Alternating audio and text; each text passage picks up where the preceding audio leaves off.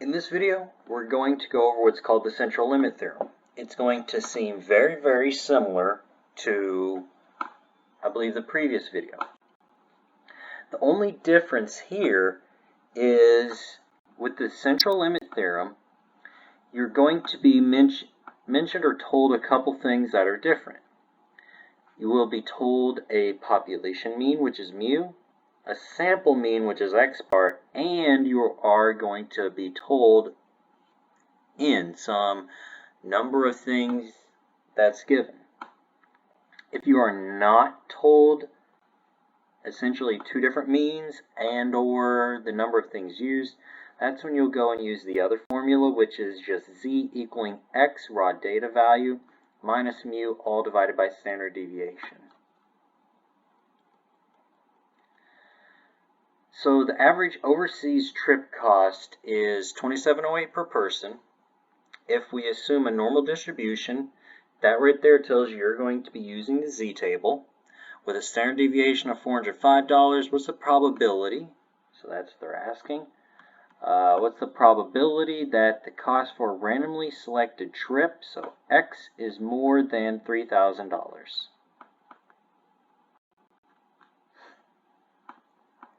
So this is what they are asking. How did I know it's just x? Because it did not say the mean is more than $3,000. And I'll answer the second sentence later. This is what they're asking first. So this is just an x raw data value, so I'll use z equaling x minus mu all divided by standard deviation to change this from an x value to probability of a z, which will still be greater than. So I would have z equal to 3,000 minus my mean, which is 27.08, all divided by standard deviation, which is 405. Now this is a z-score, so I have to round it to the second decimal place, which is 0.72. So this becomes the probability of z greater than 0.72. Go to my picture, right there for 0.72, double arrow, and I have to look up 0.72 on the z-table. So 0.7, 2642. So 0.2642 is there. It wants greater than, so that would be this part, which means half minus what I know. So 1/2 minus what I know, and that'll give me my result,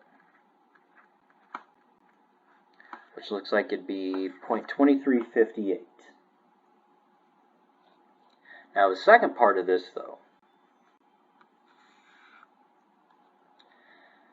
says if we select a random sample of 30 overseas trips and find the mean of that sample, what is the probability that the mean is greater than $3,000? Okay, so subtly rewrite it differently.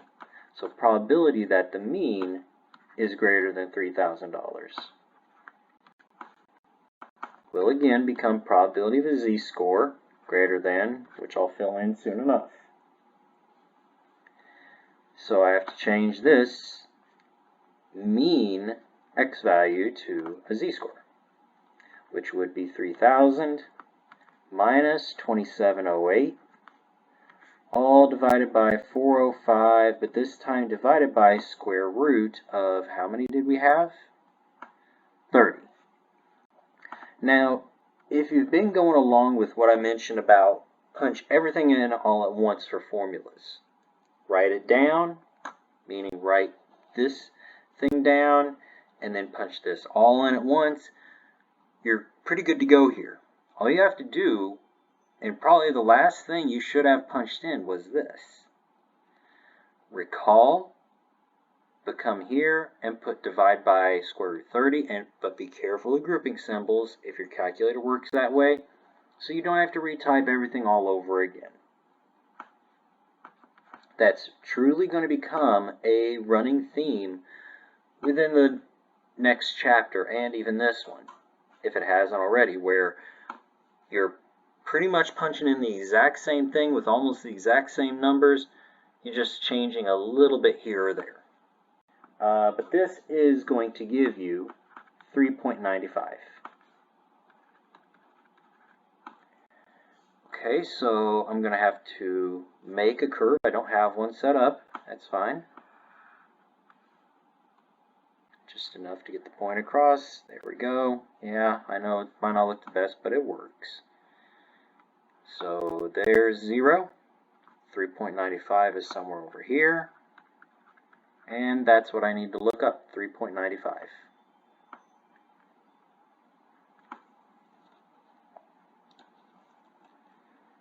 And it doesn't go that high. But if you read the table, it tells you what to do. It says 3.10 and higher, use 4.999. So that means this would just be 0.4999. It wanted greater than that, which would be this. Now this, if you want to set it up, you can, but you don't have to. 0.5 minus this, you're just going to get 0.0001. That's just it. There, the math really is not much. But you see, this is a difference. When you start talking about a probability of a mean greater and include an amount of people or things, that's a drastic difference than when you just talk about the raw data value itself. The raw data value itself is about 24%. But for the mean, you're at practically 0%.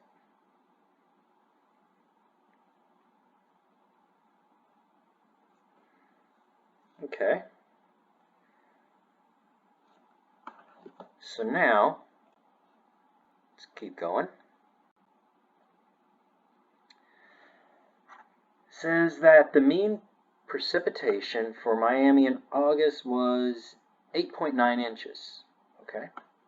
Assume that the standard deviation is 1.6 inches. Variable is normally distributed, which means you can use the table. It says for A, find the probability that a randomly selected August will have a precipitation of less than 8.2 inches. So I know I'm less than 8.2, and if you're uncertain, is this X or is this X bar?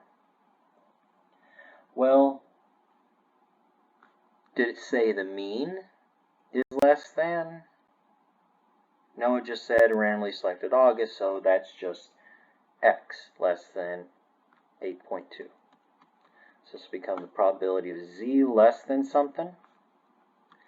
And since you just have X, that'll be X minus mu divided by standard deviation.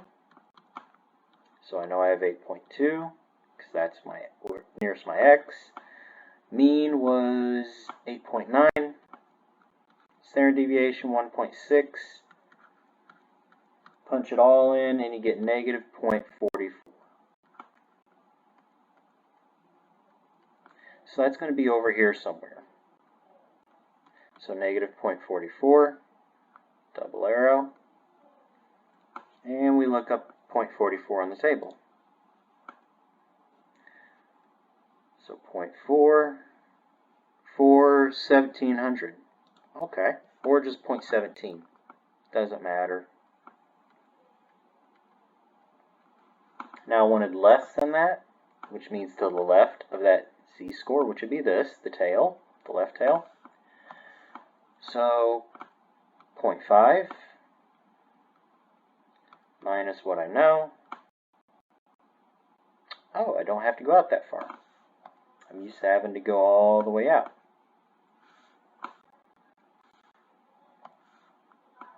So I'll just do 0.50 minus that.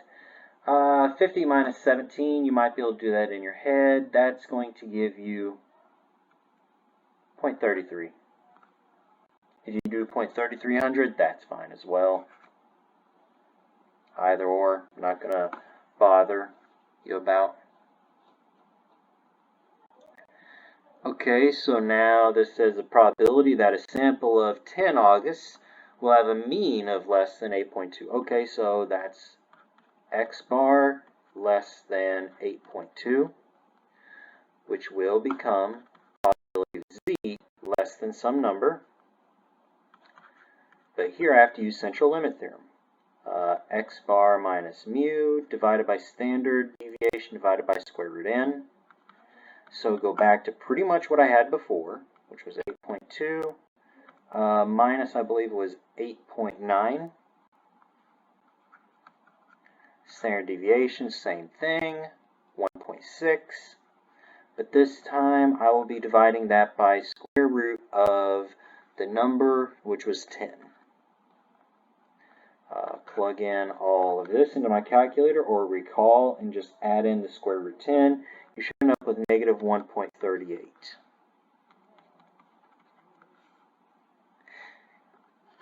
Now you notice how over here I didn't just go straight to the right, but I went down. I did that because I knew I was going to end up with a negative z-score. There's a way you can sort of predict that, which is you always have some x minus a mu in the numerator with these. I knew my x was 8.2 and I knew the mean was 8.9. I'm taking away more than what I have, which means I'm going to get a negative. I'm going to get a negative means I'm going to have to write some stuff on the left side of the picture. So if you're wondering about that, that's how I know. Or the reason why I put that where I did. So negative 1.38 is there, and that's what I will need to look up on the table. So 1.3, go over to 8, and it looks like you're going to get 4162.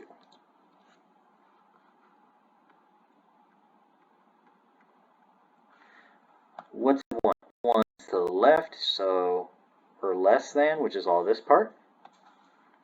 So take 1/2 minus what I know, or what I have,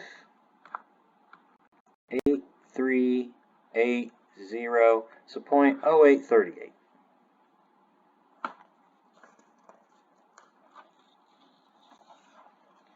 You're probably starting to think to yourself, yeah, this isn't that bad. This is really similar to what I did before. And you're totally right. That's going to be happening quite often here in this chapter 6 and chapter 7, and then eventually you'll start to get that feeling again in chapter 8, which is okay. It's fine if it seems repetitious. Just take that as, I understand this, I'm good with this, I can do well here. Okay, so this number 3 says the average lifetime of smoke detectors that a company manufactures is 5 years or 60 months. The standard deviation is 8 months. Find the probability, so that's what I need to write down, so find probability that a random sample of 30 smoke detectors will have a mean lifetime between 58 and 63 months. Okay, so it wants the mean between 58 and 63. So that means this is going to change in the probability of z being between their corresponding z-scores. Yes, I am going to have to use the formula for central limit theorem twice. How do I know central limit theorem? Because it's x bar. I'll have to do this for 58 and then also for 63. So x bar minus mu over standard deviation over square root n. The first x bar value of mine would be 58.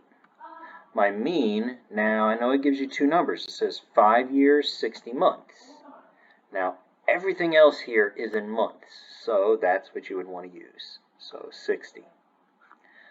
This is going to be a negative z-score because 58 minus 60 is negative. It doesn't, standard deviation is always positive. Number of things has to be positive. Positive divided by positives, it's always positive. The numerator always determines if your z-score is positive or negative. So your standard deviation was 8. the number of things you have was again 30.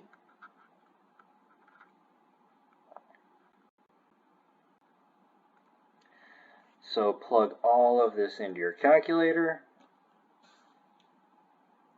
and I believe you should get z equaling negative 1.37. So that would go right here, because 58 turned into that. I'll hold off on placing it here because this might, well, let me see, will this be a positive or negative z-score? I'll have 63 minus 60, that's going to be positive, so it's okay for me to put that one there, and then this will be for my positive z-score. So negative 1.37, whatever I get will be theirs on the right side because it's going to be a positive. So I have z equaling the only difference, instead of 58, now it's 63.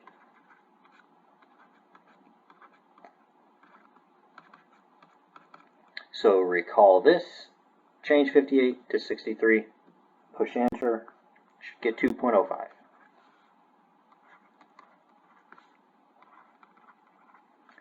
So two z-scores to look up. Does not matter which is first or second. 1.37, just because I happen to be there, is 41.47.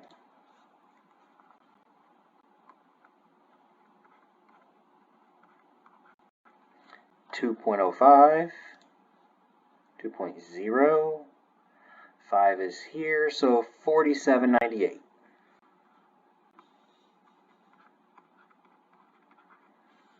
And it wants what's between this and this. So it wants both of these. That means I have to add those two. So 0.4147 plus 0.4798. And please put something of this nature when you're doing, just show what you're doing with the numbers. That way, if for some reasons a number is not right, I have some way to follow your train of thought. So add these two together. This is going to give you 15. Carry over again. 7, 8, 9. So it looks like 89.45 is your result. That's the probability of having between 58 and 63 months. Not bad. That's pretty likely to happen.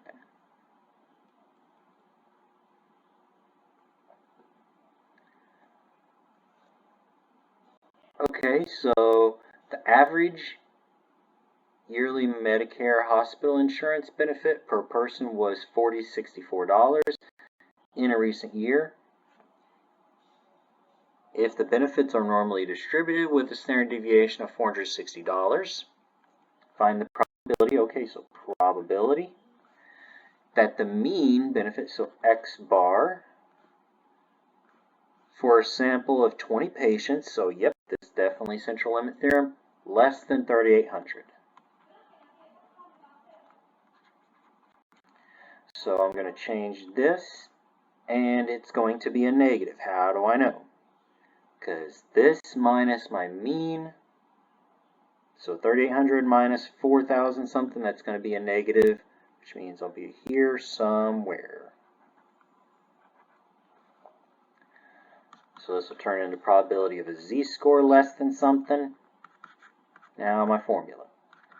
X bar minus mu over standard deviation over square root n. Okay, so I know I'll have 3,800, and that's going to be minus 40.64. Standard deviation was 460, and it said for 20 patients, so square root 20. And I believe this will give you z equaling negative 2.57.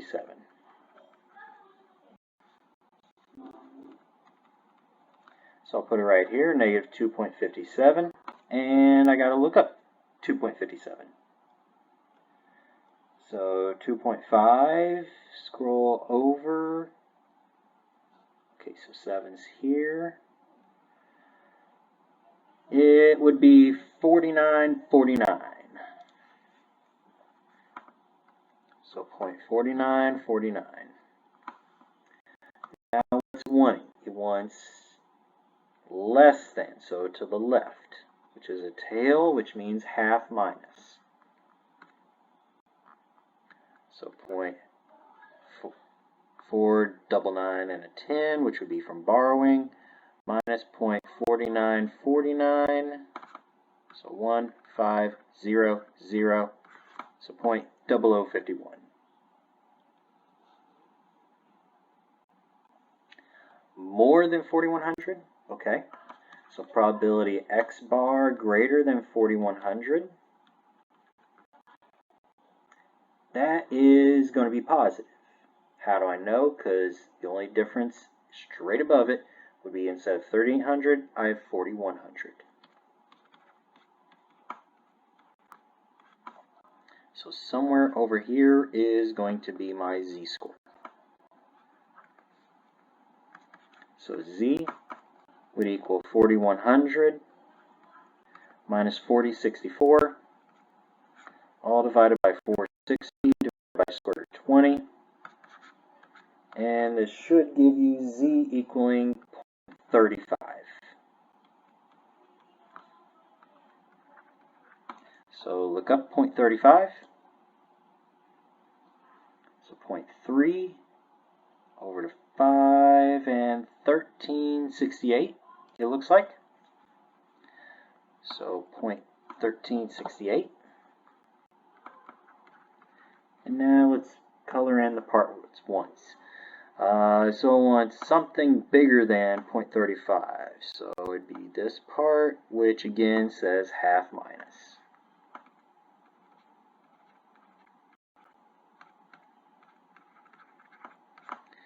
So 2, 3, 6, 3, so 0.3632.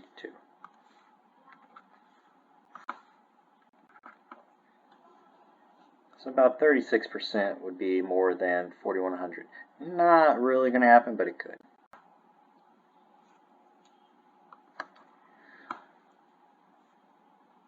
That's all for this lesson.